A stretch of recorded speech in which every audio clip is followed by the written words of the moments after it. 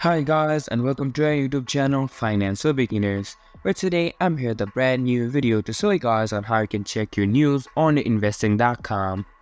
To do so, first of all, go on to your Google web browser and search for investing.com, and now it will take you to the official website of investing.com.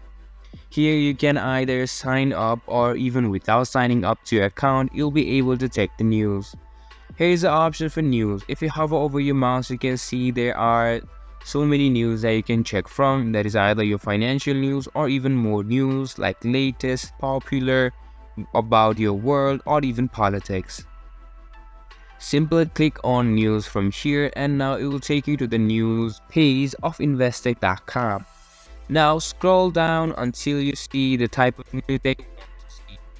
All type of news are available here, from crypto knowledge to politics about the world as well.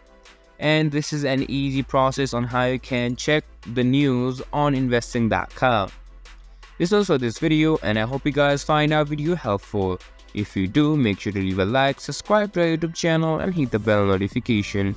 And don't forget to drop a comment for review and for more content like this. See you guys in our next video. Thank you for watching.